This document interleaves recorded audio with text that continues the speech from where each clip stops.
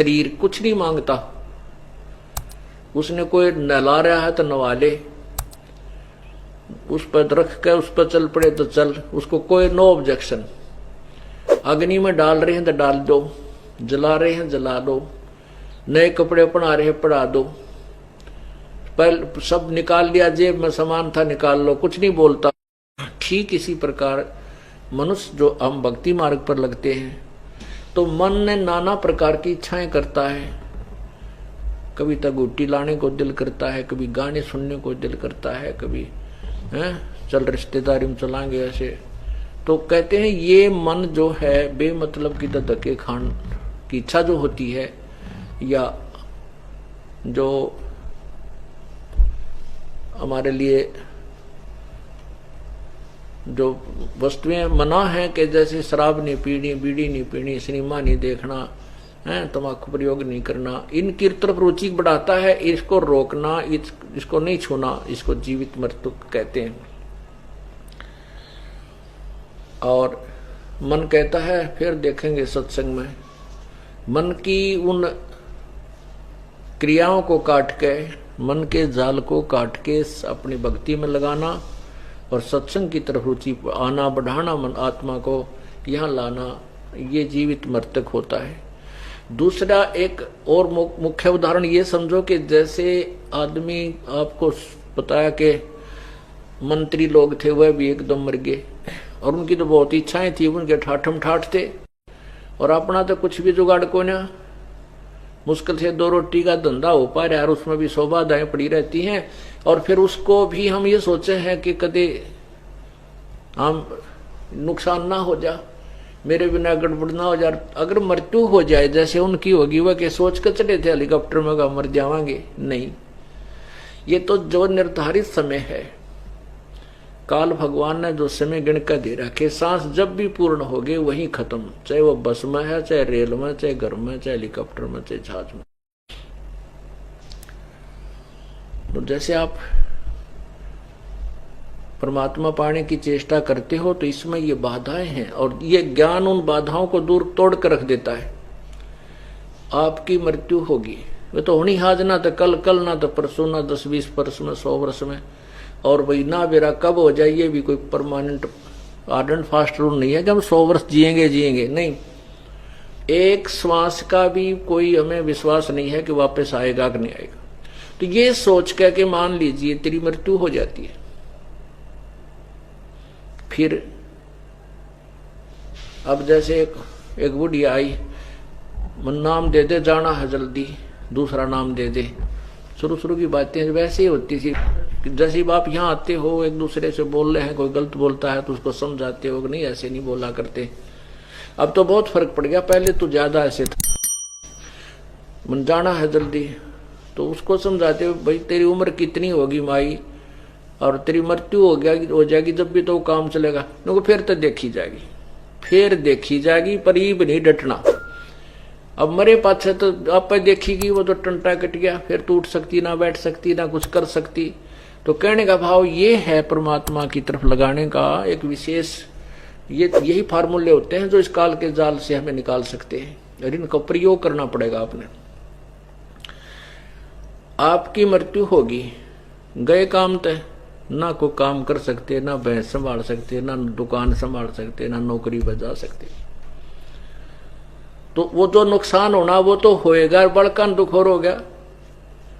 और फिर रिश्तेदारियों का लारा लागे, 20-30-50 हजार का टोटा और हो गया। उसी समय जिसको तू काम करना चाह रहा था कभी नुकसान ना हो जाए, वो काम तेरा फैक्ट भी गया और वो नुकसान और बढ़ गया, बच्चे की जो पीड़ा थी वह भी बढ़ गई। तो कहने का भाव यह है कि तू जीवित मर कर देख, एक दिन मर कर देख ले, 2 दिन के लिए मर, 3 दिन के लिए मर, सत्संग में आने के लिए जीवित मरो। यहां मरा हुआ तो वापस चला जाएगा और काल मारेगा वापस नहीं आने देता। तो इस प्रकार इन फार्मूलों का प्रयोग करोगे तभी परमात्मा के चरणों में आ सकोगे। नहीं काल ने तो फांसी गाल रखी है, यू ना सरकण दे कति उस घर में ते ना उस व्यवसाय में तर मार ही देगा, खत्म ही कर देगा।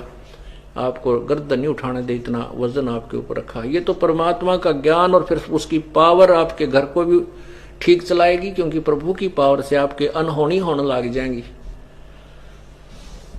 एक बहुत से प्रमाण भक्त आकर बताते हैं, पत्रों में भी लिखते हैं। एक भक्त ने बताया कि मेरी माँ जो है और घर वाले वो बना रहे थे, नवरात्रियां का कोई बना रखा था उन्होंने माता का। नो बोले पहले माता का मन ने जाना था ड्यूटी पे, तो माँ ने बोली पहले माता का भोग लगेगा जब तुझे खाना मिलेगा।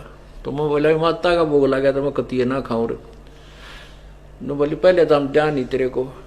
तो मैं कई बातों पे ऐसे संघर्ष हो चुका था, तो मैंने पहले तो मन में आई चाल रेल तले कट के मर जाऊं।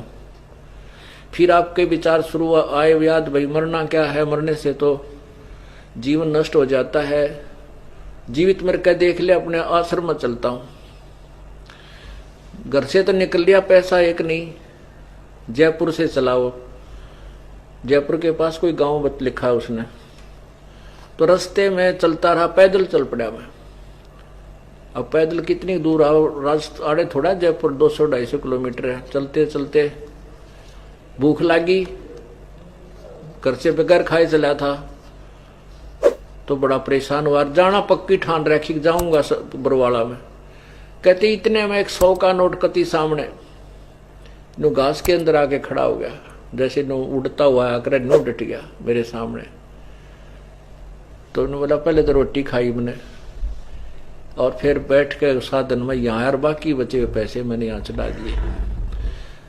ऐसे और भी कई उसने बच्चे ने कारण लिखे थे, बहुत सी प्रमाण बताए।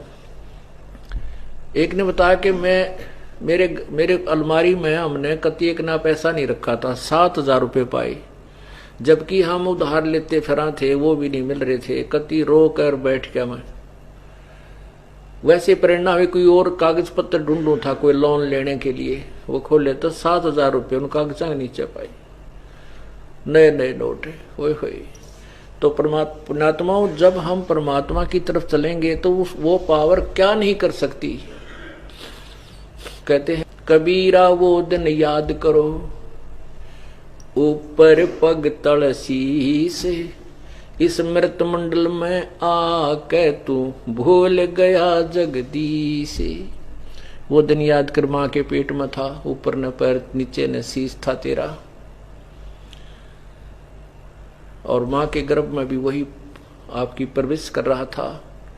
बाहर आने के बाद भी आपके जो संस्कार हैं वही जोड़ जुगाड़ जोड़ रहा है। ये मत सोचना कि आपका किया हो रहा है, कुछ भी नहीं। आपके फिर संस्कार जो पुण्य है पाप हैं वही चल रहे हैं, और जब हम उसी मालिक के फिर चरणों में आ जाएंगे, वो तो कारीगर है, फिर जोड़ जुगाड़ फिट कर देगा। वो जो खराब पर्जों को काट कर और नए कलपुर्जे डाल देगा, यानी वो परमात्मा है, हमारे जो पाप है उनको निकाल देगा, पुण्यों का